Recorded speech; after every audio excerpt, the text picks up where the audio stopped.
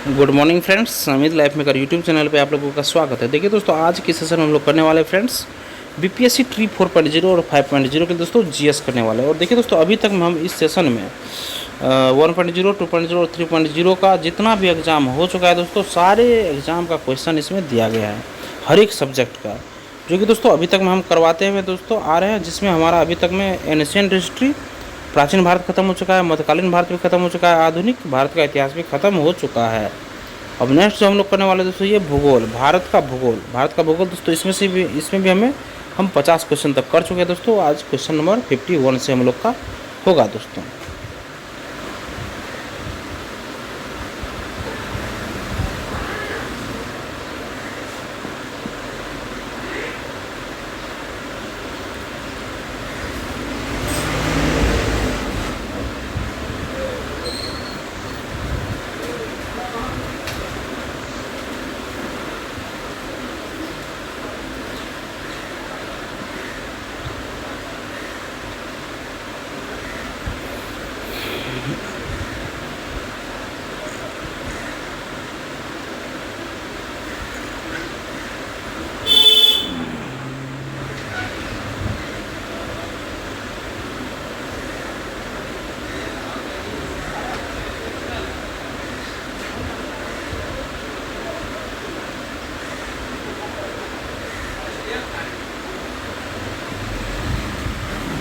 हमें हुआ था दोस्तों 50, हम यहाँ तक पढ़वा चुके थे।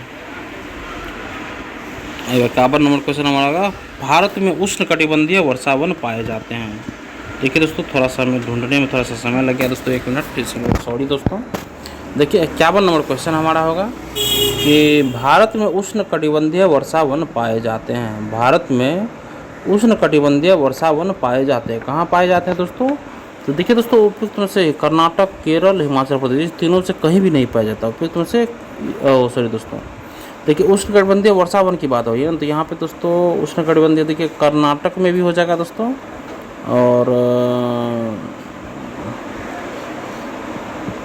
और उसके बाद देखिए तमिलनाडु, ये उसके बाद केरल में भी हो जाएगा दोस्तों। ये सब जगह पे दोस्तों उष्ण कटिबंधीय वर्षावन पाए जाते हैं दोस्तों। देखिए उष्ण कटिबंधीय वर्षावन भारी वर्षा वाले क्षेत्रों में पाए जाते हैं। ये वन भारत के पश्चिमी घाट, असम के ऊपरी हिस्से और तमिलनाडु तट, लक्षद्वीप, अंडमान और निकोबार द्वीप समूहों में पाए जाते हैं। इस पर अभिष्ट उत्तर डी सही होगा। नेक्स्ट देखिए 52 नंबर क्वेश्चन हमारा है। 52 नंबर क्वेश्चन हमारा होगा भारत में, नेक्स्ट क्वेश्चन देखिए, नेक्स्ट क्वेश्चन, अब क्वेश्चन देखिए, भारत में 1952 की राष्ट्रीय वन नीति में उल्लिखित देश के कुल भौगोलिक क्षेत्र में वन क्षेत्र का वांछित प्रतिशत कितना होना चाहिए? तो कितना होना चाहिए था? तो ऑप्शन नंबर बी देखिए 33% होना चाहिए था। सोल्यूशन देखिए इसका, भारत में 1952 की राष्ट्रीय वन नीति में उल्लिखित देश के कुल भौगोलिक क्षेत्र में वन क्षेत्र का वांछित प्रतिशत 33% होना चाहिए। स्वतंत्रता के बाद यह पहली राष्ट्रीय वन नीति थी। इस नीति में वनों को 4 प्रकार से वर्गीकृत किया गया है, जो निम्न है: राष्ट्रीय वन, संरक्षित वन, गांव के जंगल और वृक्ष भूमि, ये सब। उसके बाद नेक्स्ट देखिए याद रखिएगा दोस्तों, इस नीति में वनों को 4 प्रकार से वर्गीकृत किया गया है दोस्तों, जो राष्ट्रीय वन, एक हो गया संरक्षित वन, एक हो गया गांव के जंगल और वृक्ष भूमि। ये 1952 की राष्ट्रीय वन नीति में उल्लेख है दोस्तों। नेक्स्ट क्वेश्चन देखिए, नेक्स्ट हमारा प्राकृतिक आपदाएं। प्राकृतिक आपदाएं से देखिए, प्राकृतिक आपदाएं से हमारा पहला क्वेश्चन है कि निम्नलिखित क्षेत्रों में से कौन सा भूस्खलन प्रवृत्ति प्रोन नहीं है? निम्नलिखित क्षेत्रों में से कौन सा भूस्खलन प्रवृत्ति प्रोन नहीं है? तो ऑप्शन नंबर ई देखिए, ऑप्शन ए, उपयुक्त में से कोई भी नहीं होगा दोस्तों। कौन सा भूस्खलन प्रवृत्ति प्रोन नहीं है दोस्तों? पश्चिमी घाट न पूर्वी घाट न हिमालयी क्षेत्रों का दोस्तों। इसमें हमारा सॉल्यूशन देखिए, भारत के भूस्खलन क्षेत्रों में हिमालय पर्वत के पश्चिमी व पूर्वी हिस्से, पश्चिमी घाट, नीलगिरी, पूर्वी घाट तथा विंध्याचल पर्वतमाला प्रमुख रूप से आते हैं। देखिए भारत के भूस्खलन क्षेत्रों में हिमालय पर्वत के पश्चिमी व पूर्वी हिस्से, पश्चिमी घाट, नीलगिरी, पूर्वी घाट तथा विंध्याचल पर्वतमाला प्रमुख रूप से आते हैं। यह क्षेत्र भारत के 15% हिस्से को प्रभावित करता है। इसके अतिरिक्त सतपुड़ा, शिवालिक, मध्य भारत के पठार पर भी यदा कदा भूस्खलन की घटनाएं देखी जाती है। नेक्स्ट क्वेश्चन देखिए, निम्नलिखित में से भारत का कौन सा तट उष्ण कटिबंधीय चक्रवातों से सबसे अधिक प्रभावित है? तो ऑप्शन नंबर बी कोरोमंडल तट सबसे ज़्यादा प्रभावित है। सोल्यूशन है इसका, देखिए भारत के संपूर्ण तटीय क्षेत्र उष्णकटिबंधीय चक्रवात से प्रभावित है। यहाँ पूर्वी तट चक्रवात से अधिक प्रभावित रहता है, जिससे तटीय क्षेत्र कोरोमंडल, उत्तरी सरकार, बंगाल की खाड़ी में अक्टूबर नवंबर में विकसित कुल चक्रवातों का 58% पूर्वी तट को पार करता है। चक्रवात की उत्पत्ति के लिए सागरीय सतह का तापमान 25 से 27 डिग्री सेल्सियस आदर्श तापमान है। यह तापमान आर्द्रता की सतत आपूर्ति सुनिश्चित करता है तथा चक्रवात को पर्याप्त बल प्रदान करता है। नेक्स्ट है हीट वेव के संबंध में निम्नलिखित कथनों पर विचार कीजिए। हीट वेव के संदर्भ में तो देखिए दोस्तों, इसमें से हमारा ऑप्शन दोनों ही गलत है दोस्तों। ऑप्शन नंबर बी, देखिए यदि किसी मैदानी इलाके का अधिकतम तापमान कम से कम 30 डिग्री या इससे अधिक तक पहुंच जाता है तो इसे हीट वेव माना जाता है, ये गलत है दोस्तों। यदि किसी पहाड़ी इलाके का अधिकतम तापमान कम से कम 40 डिग्री या इससे अधिक तक पहुंच जाता है तो इसे हीट वेव माना जाता है, ये भी गलत है। सोल्यूशन देखिए इसका, यदि किसी मैदानी इलाके का अधिकतम तापमान कम से कम 40 डिग्री या उससे अधिक तक पहुंच जाता है, यहाँ 30 की बात है, तो उसे हीट वेव माना जाता है। और यदि किसी पहाड़ी इलाके का अधिकतम तापमान कम से कम 30 डिग्री या उससे अधिक तक पहुंच जाता है तो उसे हीट वेव माना जाता है। नेक्स्ट देखिए चट्टान, सेल एवं मृदा। चट्टान, सेल एवं मृदा से दोस्तों क्वेश्चन, देखिए मृदा का पलवार करना संबंधित है। मृदा का पलवार करना संबंधित है दोस्तों। तो देखिए दोस्तों, इसका देखिए इसका सॉल्यूशन हमारा सी सही हो जाएगा दोस्तों। मृदा की नमी को बनाए रखने से, मृदा का पलवार करना संबंधित है दोस्तों। मृदा की नमी को बनाए रखने से संबंधित है दोस्तों। मृदा का पलवार करना संबंधित है दोस्तों। मृदा की नमी को बनाए रखने से संबंधित है दोस्तों। सॉल्यूशन देखिए इसका, मृदा का पलवार, मल्चिंग का मुख्य उद्देश्य मृदा की नमी को बनाए रखना है। पलवार एक ऐसी प्रक्रिया है जिसमें मृदा को पत्तों, पुआल आदि से ढक दिया जाता है जो खेत में नमी को बरकरार रखती है। नेक्स्ट है गंगा का मैदान किस प्रकार की मिट्टी से भरा है दोस्तों। गंगा का मैदान किस प्रकार की मिट्टी से भरा है तो ये जलोढ़ मिट्टी से भरा है। गंगा का मैदान किस प्रकार की मिट्टी से भरा है तो ये जलोढ़ मिट्टी से गंगा का मैदान भरा है। सॉल्यूशन देखिए इसका, गंगा का मैदान जलोढ़ मिट्टी से भरा हुआ है। जलोढ़ मिट्टी को सबसे उपजाऊ मिट्टी माना जाता है। भारत का संपूर्ण उत्तरी मैदान जलोढ़ मिट्टी से बना हुआ है। इस मिट्टी में पोटास, चूना और फास्फोरिक एसिड प्रचुर मात्रा में पाया जाता है। जलोढ़ मिट्टी को मुख्यतः बांगड़, पुरानी जलोढ़ और खादर, नई जलोढ़ में वर्गीकृत किया जाता है।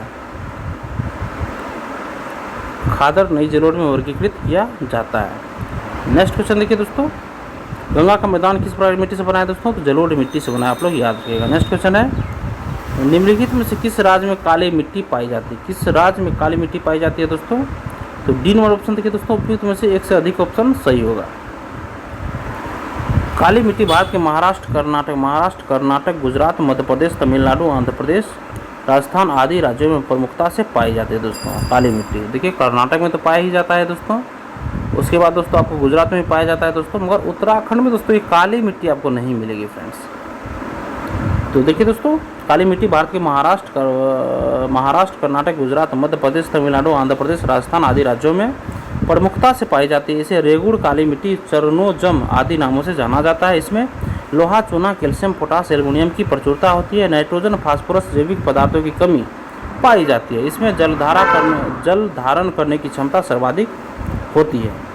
नेक्स्ट दोस्तों, किस राज्य में सबसे अधिक लेटेराइट मिट्टी है दोस्तों। किस राज्य में है ये मेघालय में दोस्तों सबसे अधिक लेटेराइट मिट्टी है दोस्तों मेघालय में, ऑप्शन के हिसाब से दोस्तों। सॉल्यूशन देखिए इसका, उपरोक्त विकल्प में मेघालय राज्य में सबसे अधिक लेटेराइट मिट्टी पाई जाती है। यह लगभग 1.26 लाख वर्ग किलोमीटर क्षेत्र पर विस्तृत है। इसका लाल रंग लोहे के ऑक्साइड की उपस्थिति के कारण होता है। लेटेराइट मिट्टियाँ क्रमशः लौह और एल्युमिनियम से समृद्ध होती है दोस्तों, और इसमें नाइट्रोजन, चूना तथा जैविक पदार्थों की कमी होती है। देश में इस प्रकार की मृदा का सर्वाधिक क्षेत्रफल केरल, महाराष्ट्र एवं असम में पाया जाता है। नेक्स्ट है निम्नलिखित में से कौन सा कथन सही है दोस्तों। देखिए दोस्तों, धारवाड़ चट्टान संरचना में प्राकृतिक गैस पाई जाती है दोस्तों, धारवाड़ गलत है। अभ्रक कोडरमा में पाया जाता है, ये सही है दोस्तों, अभ्रक कोडरमा में पाया जाता है दोस्तों, ये झारखंड में। तो कोडप्पा श्रृंखला हीरो के लिए प्रसिद्ध है, ये गलत है। पेट्रोलियम भंडार अरावली पहाड़ियों में पाया, ये भी गलत है दोस्तों। सोल्यूशन देखिए इसका, अभ्रक कोडरमा में पाया जाता है दोस्तों। अभ्रक जो है दोस्तों ये कोडरमा में पाया जाता है, यह कथन सत्य है। पहले यह विश्व स्तर पर अभ्रक के उत्पादन के लिए प्रसिद्ध था और इसे भारत का माइका कैपिटल कहा जाता था। वर्तमान में कोडरमा जिले में हजारों एकड़ से अधिक माइका खनन के पट्टे हैं। वन संरक्षण अधिनियम 1980 के लागू होने के बाद सभी अभ्रक खानों को बंद कर दिया गया था, क्योंकि सभी खनन पट्टे जंगल के अभयारण्य क्षेत्र में आते हैं। भारत के अभ्रक के कुल भंडारण के लगभग 99% आंध्र प्रदेश, राजस्थान, उड़ीसा एवं महाराष्ट्र में स्थित है दोस्तों। नेक्स्ट क्वेश्चन देखिए, जब मृदा अति क्षारीय हो तथा उसमें पौधे पैदा नहीं हो तथा मृदा की गुणवत्ता में सुधार के लिए क्या मिलाना चाहिए?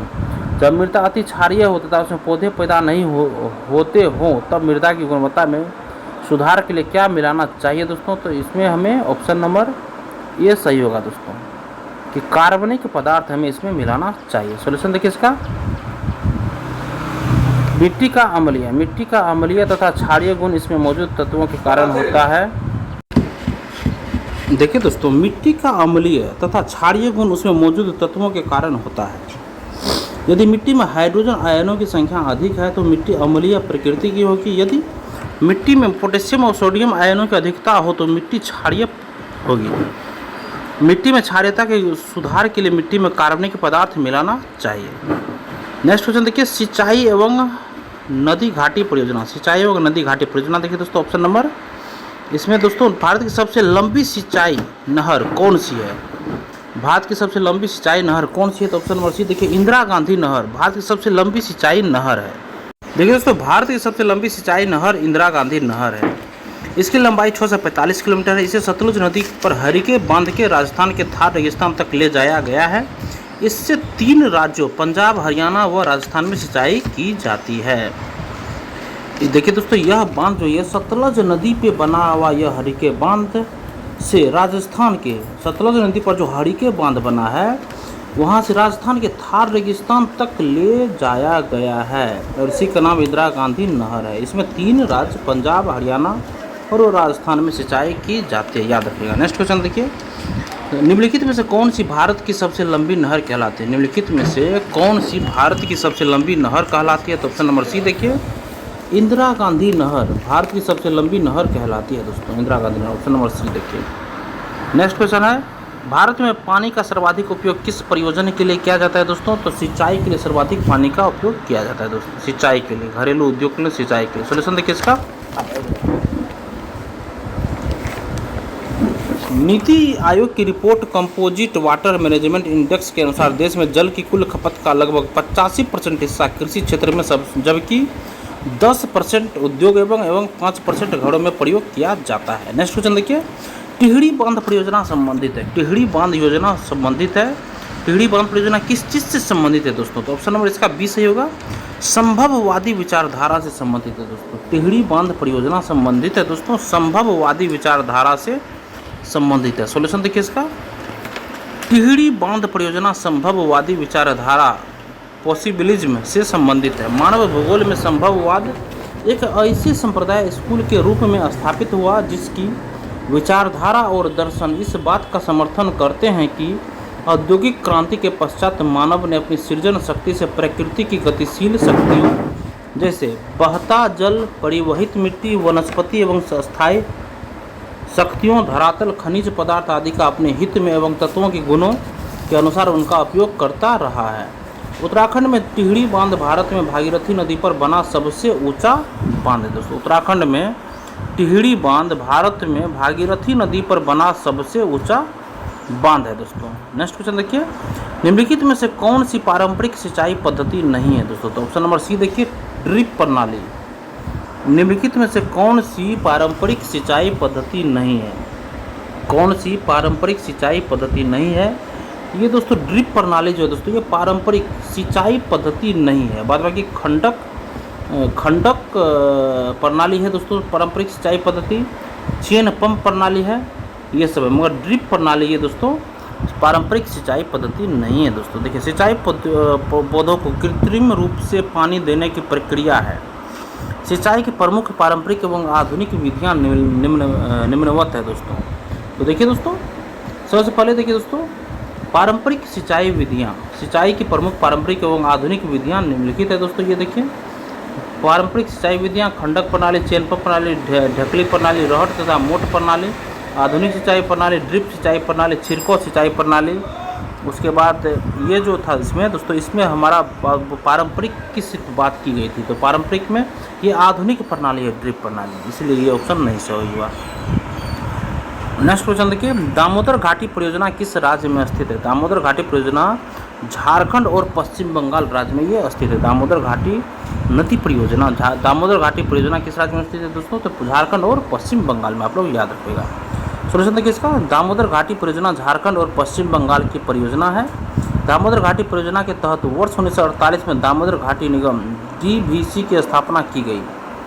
यह स्वतंत्र भारत की प्रथम बहुउद्देशीय परियोजना है। इस परियोजना से लाभान्वित होने वाले राज्य झारखंड, बिहार एवं पश्चिम बंगाल है। नेक्स्ट क्वेश्चन देखिए, 1954 में किन दो देशों के बीच कोसी सिंचाई एवं जल विद्युत परियोजना समझौता हस्ताक्षरित हुआ था? 1954 में किन दो देशों के बीच कोसी सिंचाई एवं जल विद्युत परियोजना समझौता हस्ताक्षरित हुआ था दोस्तों 1954 में? तो ये दोस्तों भारतवर्ष और नेपाल में हुआ होगा। तो भारतवर्ष और नेपाल में ही दोस्तों ये कोसी सिंचाई परियोजना होगा दोस्तों, भारतवर्ष और नेपाल में। ऑप्शन नंबर सी सही है दोस्तों। सोल्यूशन देखिए इसका, कोसी सिंचाई एवं जल विद्युत परियोजना वर्ष 1954 में हस्ताक्षरित भारत और नेपाल की संयुक्त परियोजना है। इस परियोजना के अंतर्गत 4 इकाइयों पर काम किया गया है। कोसी नदी गोसाईथान चोटी के उत्तर से निकलकर नेपाल में स्थित भीमनगर के पास भारत में प्रवेश करती है दोस्तों। कोसी नदी गोसाईथान चोटी के उत्तर से निकलकर नेपाल में स्थित भीमनगर के पास भारत में प्रवेश करती है। यह नदी बिहार राज्य के पूर्वी उत्तरी भाग में प्रवाहित होती हुई कुशेला के पास गंगा नदी में मिल जाती है। कोसी नदी को बिहार राज्य का शोक कहा जाता है दोस्तों। नेक्स्ट क्वेश्चन देखिए, निम्नलिखित में से कौन सा बांध महानदी पर स्थित है दोस्तों? तो ये उपयुक्त में से एक से अधिक बांध होगा है जो कि महानदी पर स्थित है दोस्तों। हीराकुंड बांध तो है ही दोस्तों उस पर स्थित, और दुधवा बांध भी दोस्तों महानदी पर ही स्थित है दोस्तों। हीराकुंड और दुधवा बांध ये दोनों दोस्तों मतलब महानदी पर स्थित। देखिए दोस्तों, हीराकुंड बांध तथा दुधवा बांध महानदी पर स्थित है दोस्तों। महानदी प्रणाली उड़ीसा राज्य की सबसे बड़ी नदी और प्रायद्वीपीय भारत की तीसरी सबसे बड़ी नदी है। इस नदी का जलग्रहण क्षेत्र छत्तीसगढ़, मध्य प्रदेश, छत्तीसगढ़, मध्य प्रदेश, उड़ीसा, झारखंड और महाराष्ट्र तक विस्तारित है। इस नदी पर स्थित हीराकुंड बांध भारत का सबसे लंबा बांध है। नेक्स्ट क्वेश्चन देखिए, खनिज एवं ऊर्जा संसाधन से क्वेश्चन दोस्तों। देखिए इसका फर्स्ट क्वेश्चन है फ्रेंड्स, झारखंड का घाटशिला किस खनिज उत्पादन के लिए प्रसिद्ध है दोस्तों? तो ऑप्शन नंबर सी सही है दोस्तों। तांबा के खनिज के उत्पादन के लिए झारखंड का घाटशिला प्रसिद्ध है। सोल्यूशन देखिए इसका, झारखंड के पूर्वी सिंहभूम जिले में मौजूद घाटशिला एक छोटा सा शहर है जो अपने खनिज संपदा और प्राकृतिक सौंदर्य के लिए प्रसिद्ध है। घाटशिला में यूरेनियम और तांबा जैसे खनिजों का बड़ा भंडार पाया जाता है। नेक्स्ट है, मैंगनीज का उपयोग कहाँ किया जाता है दोस्तों? मैंगनीज का उपयोग कहाँ किया जाता है दोस्तों? तो फोटोग्राफी उद्योग में, माचिस उद्योग में भी नहीं, बैटरी उत्पादन में भी नहीं दोस्तों। ये कहाँ किया जाता है फ्रेंड्स मैंगनीज का उपयोग दोस्तों? ये मैंगनीज बहुत भंगुर धातु है, शुद्ध के रूप में इसका बहुत उपयोग नहीं किया जा सकता। इसका उपयोग मुख्य रूप से स्टील जैसी मिश्र धातुओं में किया जाता है। तो उपयुक्त में से कोई विकल्प सही नहीं होगा दोस्तों। नेक्स्ट देखिए फ्रेंड्स, नेक्स्ट क्वेश्चन है, भारत में ज्वारीय एवं तरंग ऊर्जा उत्पादन के लिए अधिक अनुकूल परिस्थितियां कहाँ पाई जाती है दोस्तों? ये खंबात की खाड़ी में दोस्तों। भारत में ज्वारीय एवं तरंग ऊर्जा उत्पादन के लिए अधिक अनुकूल परिस्थितियां कहाँ पाई जाती है? तो ये खंबात की खाड़ी में पाई जाती है। सोल्यूशन देखिए इसका, भारत सरकार के अनुमानों के अनुसार देश की ज्वारीय एवं तरंग ऊर्जा क्षमता 9000 मेगावाट है। इसमें गुजरात में खंबात, काम्बे की खाड़ी में लगभग 7000 मेगावाट, कच्छ की खाड़ी में लगभग 1200 मेगावाट एवं पश्चिम बंगाल के सुंदरवन डेल्टा क्षेत्र में लगभग 100 मेगावाट क्षमता शामिल है। देखिए दोस्तों, इसमें देखिए दोस्तों, ज्वारीय ऊर्जा से, तरंग ऊर्जा से दोस्तों 9000 मेगावाट की बिजली उत्पन्न होती है। इसमें गुजरात में खंबात मतलब काम्बे की खाड़ी में लगभग 7000 मेगावाट, कच्छ की खाड़ी में लगभग 1200 मेगावाट एवं पश्चिम बंगाल के सुंदरवन डेल्टा क्षेत्र में लगभग 100 मेगावाट क्षमता शामिल है। तो स्पष्ट है कि खंबात की खाड़ी में ज्वारीय एवं तरंग ऊर्जा उत्पादन की सबसे अनुकूल दशाएं पाई जाती है दोस्तों खंबात की खाड़ी में। नेक्स्ट क्वेश्चन देखिए, निम्नलिखित में से कौन सा ऊर्जा का पारंपरिक स्रोत नहीं है दोस्तों? ऊर्जा का पारंपरिक स्रोत नहीं है। कोयला, प्राकृतिक गैस, पवन ऊर्जा। इसमें से कोयला का कौन सा पारंपरिक स्रोत नहीं है दोस्तों? ये दोस्तों पवन ऊर्जा, ये पारंपरिक स्रोत नहीं है दोस्तों। ये देखिए दोस्तों, इसका सोल्यूशन, पवन ऊर्जा ऊर्जा का पारंपरिक स्रोत नहीं है। ऊर्जा के दो स्रोत होते हैं, एक पारंपरिक स्रोत होते हैं दोस्तों और एक गैर पारंपरिक स्रोत होते हैं।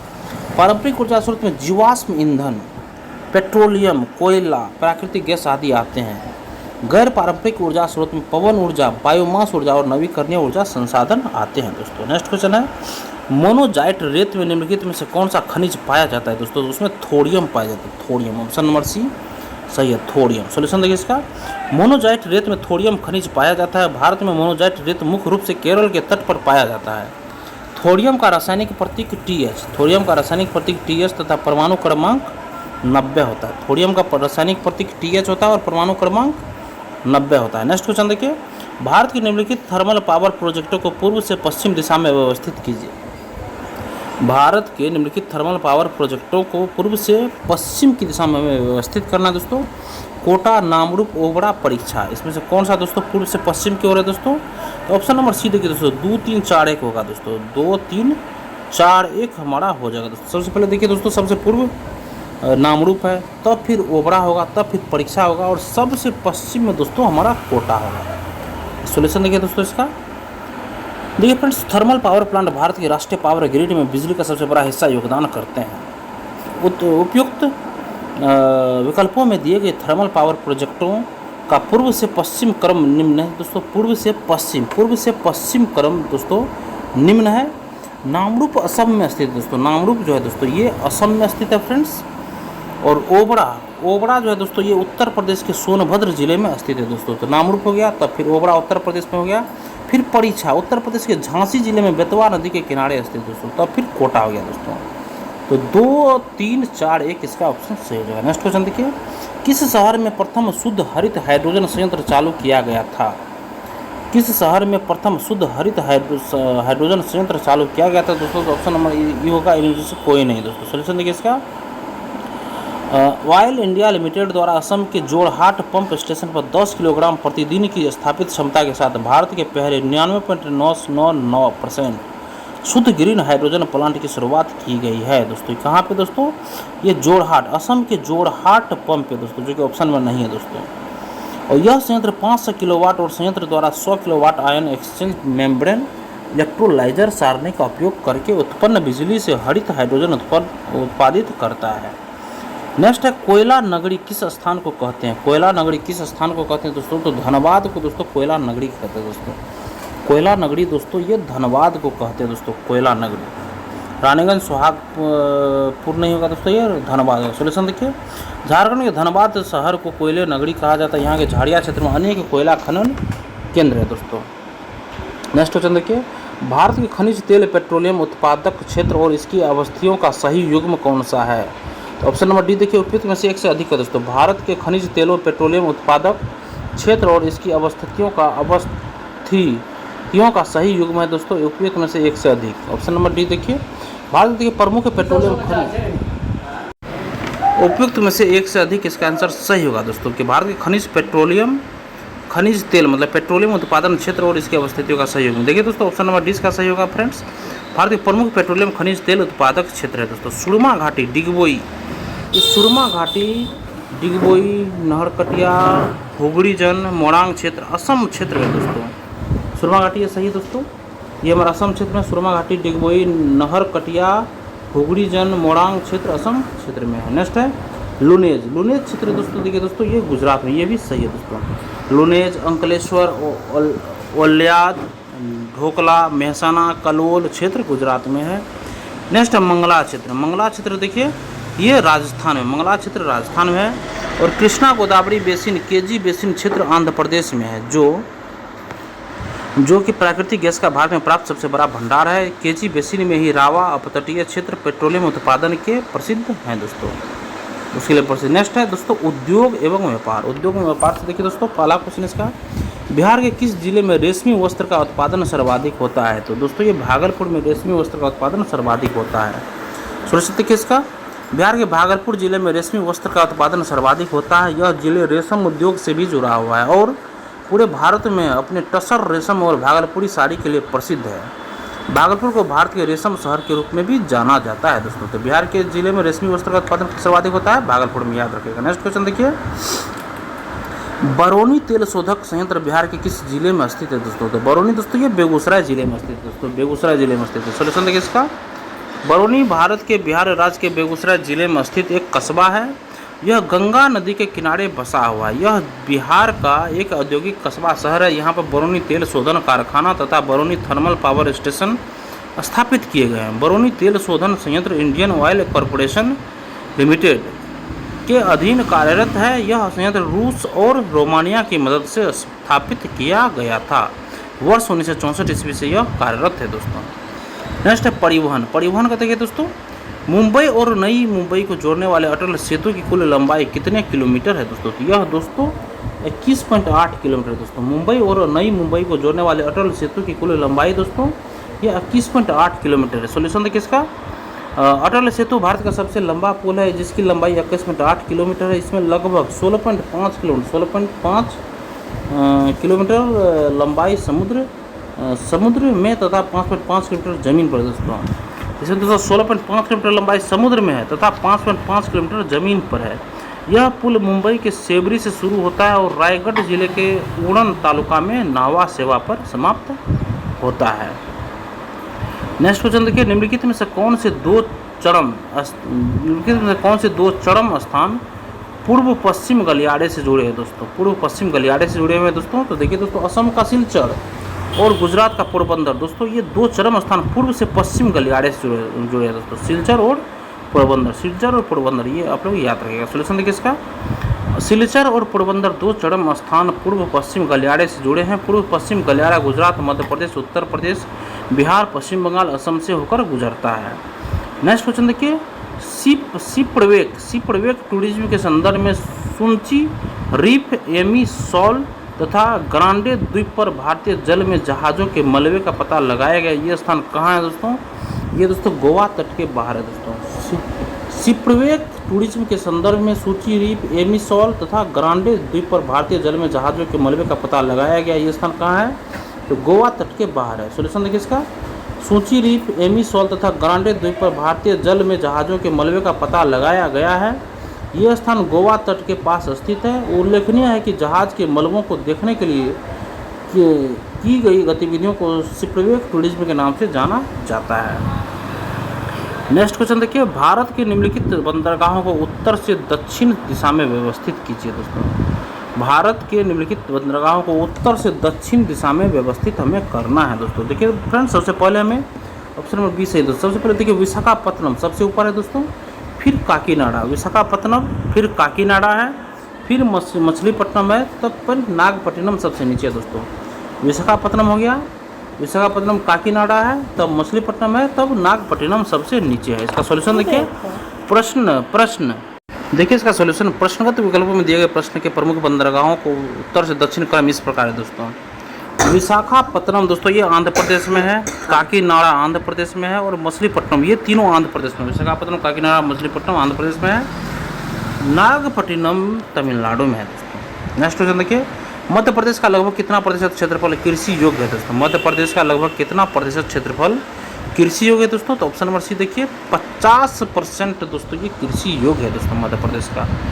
सोल्यूशन, मध्य प्रदेश एक कृषि प्रधान अर्थव्यवस्था है। राज्य में कुल 307.56 लाख हेक्टेयर क्षेत्र में 152.05 लाख हेक्टेयर भूमि खेती के अधीन है, जो राज्य का लगभग 50% क्षेत्रफल ये कृषि योग्य है। नेक्स्ट है, भारत में हरित क्रांति का श्रेय किसे जाता है दोस्तों? हरित क्रांति का श्रेय डॉक्टर MS स्वामीनाथन को जाता है दोस्तों। नेक्स्ट सॉल्यूशन देखिए इसका, भारत में हरित क्रांति का पिता डॉक्टर MS स्वामीनाथन कहा जाता है। इन्हें वर्ष 2024 में मरणोपरांत भारत रत्न से सम्मानित किया गया। नेक्स्ट है, मोटा अनाज को चमत्कारिक अनाज और भविष्य की फसल कहा जाता है, क्यों?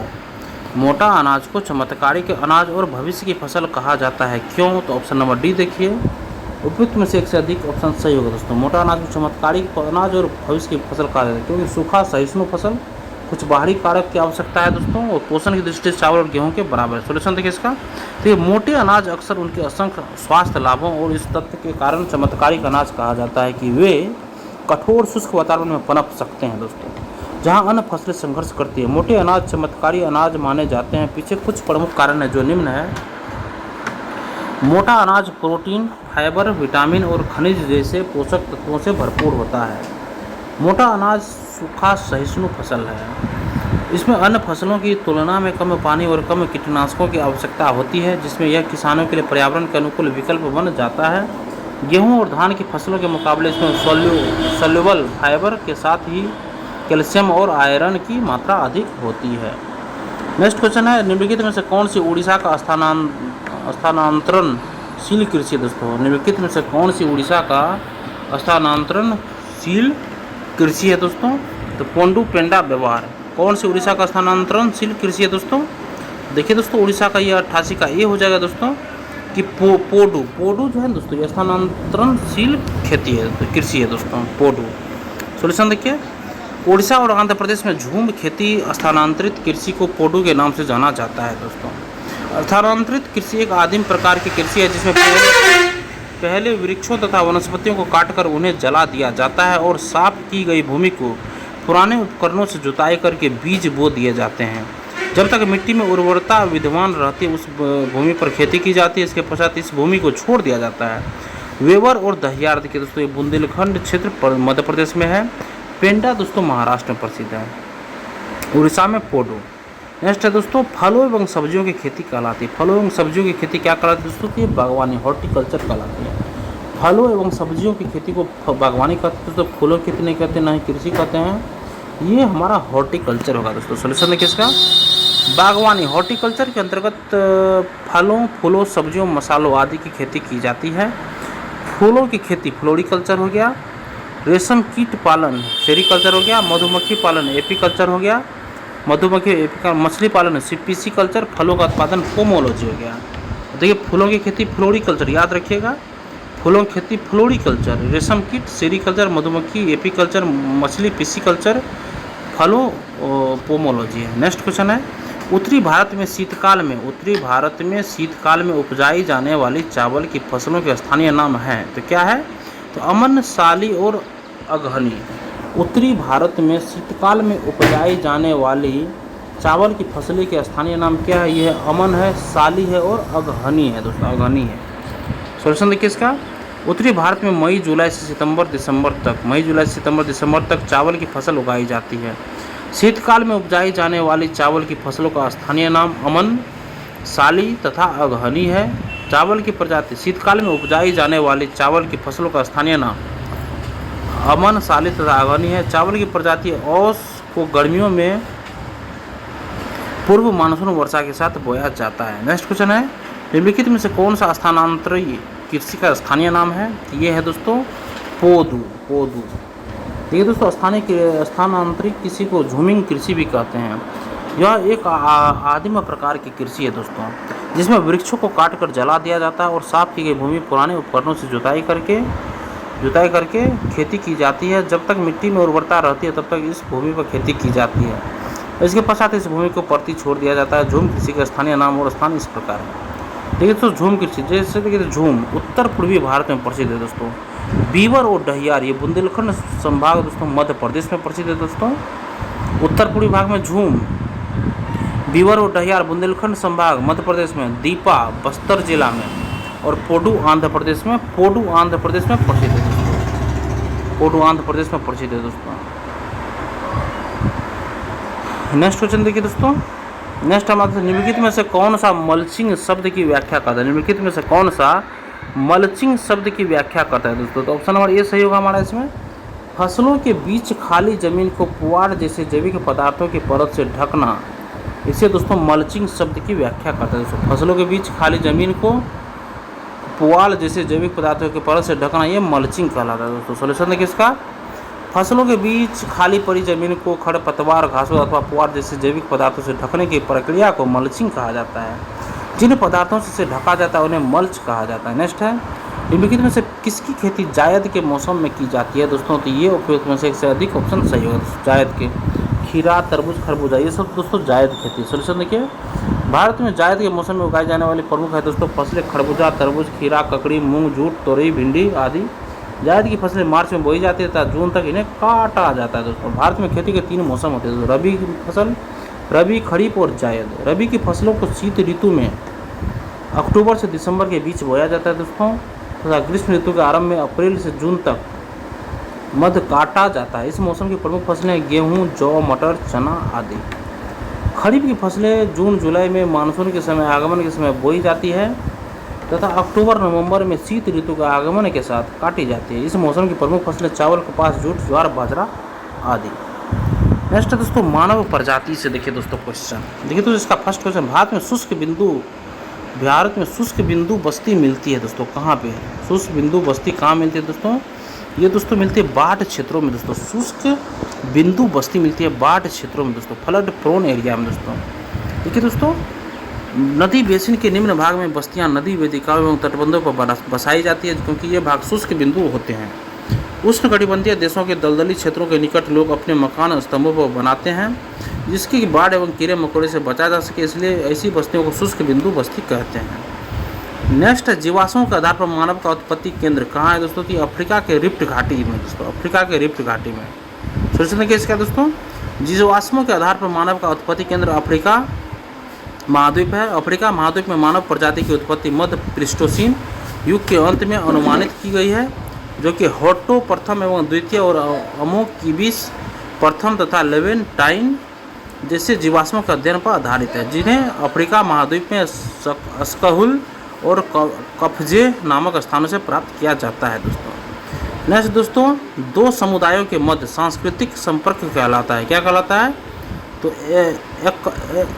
एकलचरेशन दोस्तों, एकलचरेशन कहा जाए। दो समुदायों के मध्य सांस्कृतिक संपर्क कहलाता है दोस्तों, एकलचरेशन कहलाता है दोस्तों। सोल्यूशन देखिए इसका, दो समुदाय के मध्य सांस्कृतिक संपर्क को एकलचरेशन कहा जाता है। इसे उप सामाजिक मनोवैज्ञानिक और सांस्कृतिक बदलाव के रूप में संदर्भित किया जाता है जिसमें एक समाज या संगठन से संबंधित कोई व्यक्ति या समुदाय किसी अलग समुदाय या संगठन के तौर तरीकों व मान्यताएं समझकर उसका भाग बनता है। ऐसा प्रवास के रूप में अधिकतर होता है जब कोई व्यक्ति या समुदाय देश को छोड़कर किसी अन्य देश में जाकर बसता है और वहाँ के दूसरे लोगों द्वारा समुदाय के बीच पारंपरिक मेलजोल बढ़ाता है दोस्तों, मेलजोल बढ़ाता है। नेक्स्ट देखिए, किसी समुदाय को अनुसूचित जनजाति के रूप में घोषित करने के लिए आवश्यक विशिष्टताएं। किसी समुदाय को अनुसूचित जनजाति के रूप में घोषित करने के लिए आवश्यक विशिष्टताएं क्या है दोस्तों? तो ऑप्शन नंबर डी इसका सही होगा। उपयुक्त में से सभी होगा इसका सही। आदिम लक्षणों के संकेत, उसके बाद विशिष्ट संस्कृति, बड़े पैमाने पर समुदाय के साथ संपर्क में शर्म, पिछड़ापन एवं भौगोलिक अलगाव। सोल्यूशन देखिए इसका, किसी समुदाय को अनुसूचित जनजाति के रूप में घोषित करने के लिए आवश्यक विशिष्टता के रूप में आदिम लक्षण, अलग संस्कृति, भौगोलिक अलगाव तथा बड़ी आबादी के साथ बातचीत में शर्म जैसे लक्षण देखने को मिलते हैं। ऐसे समुदाय सामान्यतः पहाड़ी व जंगली क्षेत्रों में निवास करते हैं। उल्लेखनीय है कि अनुसूचित जनजाति के घोषणा करने की शक्ति राष्ट्रपति को प्राप्त है। नेक्स्ट क्वेश्चन देखिए फ्रेंड्स, भारत का स्थलाकृति मानचित्र किस संगठन द्वारा बनाया जाता है? भारत का स्थलाकृति मानचित्र किस संगठन द्वारा बनाया जाता है दोस्तों?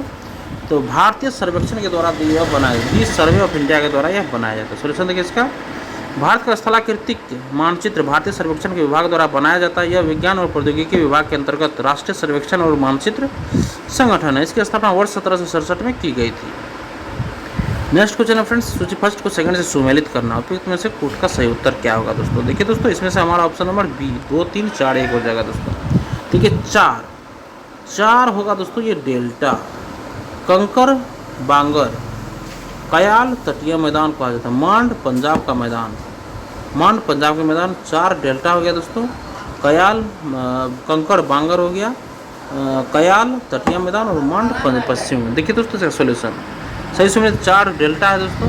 कंकड़ बांगर हो गया, कयाल तटीय मैदान हो गया और मांड पंजाब का मैदान है। नेक्स्ट क्वेश्चन देखिए, सूची फर्स्ट को सेकंड से इसमें भी सही सम्मिलित करना है दोस्तों। देखिए दोस्तों इसका ऑप्शन हमारा सही हो जाएगा फ्रेंड्स, ऑप्शन नंबर बी सही हो जाएगा दोस्तों। देखिए इसका, देखिए कुछ प्रांतों में संसाधनों की उपलब्धता, संबंधित प्रांतों के नाम देखिए दोस्तों। खनिज संसाधनों की संपन्नता प्रमुख, परंतु औद्योगिकरण की कमी है दोस्तों, ये झारखंड में। नेक्स्ट है जल संसाधनों की संपन्नता परंतु आधारभूत संरचना के विकास की कमी है दोस्तों, तो अरुणाचल प्रदेश में जल संसाधनों की संपन्नता है परंतु आधारभूत संरचना के विकास की कमी है दोस्तों, ये अरुणाचल प्रदेश में है। नेक्स्ट सौर और वायु ऊर्जा की संपन्नता परंतु जल संसाधनों की कमी दोस्तों, ये राजस्थान में है। देखिए जल संसाधनों की संपन्न है परंतु आधारभूत संरचना के विकास की कमी है दोस्तों, अरुणाचल प्रदेश में। जल संसाधनों की संपन्नता रहते हुए आधारभूत की कमी। नेक्स्ट है सौर और वायु ऊर्जा की संपन्नता, सौर और वायु ऊर्जा की संपन्नता परंतु जल संसाधनों की कमी राजस्थान में है। आगे खनिज संसाधनों की संपन्नता परंतु परिवहन और संचार के साधनों की कमी है दोस्तों, तो ये लद्दाख में है दोस्तों। तो ऑप्शन नंबर बी हमारा दोस्तों सही होगा दोस्तों। नेक्स्ट क्वेश्चन देखिए, देखिए दोस्तों ये तो इसका सही सुमेलित देख लीजिए एक बार। खनिज संसाधनों की संपन्नता परंतु औद्योगिकरण की कमी झारखंड में। जल संसाधनों की संपन्नता परंतु आधारभूत संरचना के विकास की कमी दोस्तों अरुणाचल प्रदेश में। सौर और वायु ऊर्जा की संपन्नता परंतु जल संसाधनों की कमी राजस्थान में। खनिज संसाधनों की संपन्नता परंतु परिवहन और संचार के साधनों की कमी लद्दाख में। नेक्स्ट है अरब सागर और बंगाल की खाड़ी के अपवाह तंत्र के बीच जल विभाजक है। अरब सागर और बंगाल के खाड़ी के अपवाह तंत्र के बीच जल विभाजक है दोस्तों, तो ये दिल्ली रीज, अरावली पर्वत श्रेणी, सह्याद्री और अमरकंटक की पहाड़ी दोस्तों। दिल्ली रीज, अरावली पर्वत श्रेणी, सह्याद्री और अमरकंटक की पहाड़ी। सॉल्यूशन देखिए इसका, अरब सागर और बंगाल की खाड़ी के अपवाह तंत्र के बीच जल विभाजक के रूप में दिल्ली रीज, अरावली पर्वत श्रेणी, सह्याद्री, अमरकंटक की पहाड़ियाँ मौजूद है, अतः विकल्प बी सही उत्तर होगा। अब देखिए दोस्तों हमारा सेशन आज यहीं पे ख़त्म करते हैं फ्रेंड्स। कल के सेशन में विश्व का भूगोल हम लोग स्टार्ट करेंगे। सेशन को आप लोग जरूर देखिएगा दोस्तों। देखिए दोस्तों यह सेशन अगर आप लोगों को पसंद आया फ्रेंड्स तो सेशन को एक लाइक जरूर कर दीजिएगा और किसी एक व्हाट्सएप ग्रुप में इस वीडियो को जरूर शेयर कर दीजिएगा। चैनल को सब्सक्राइब कर लीजिए दोस्तों और लेटेस्ट इन्फॉर्मेशन या नोटिफिकेशन पाने के लिए बेल आइकन के बटन को जरूर दबा लीजिएगा। धन्यवाद दोस्तों, आपका दिन शुभ हो।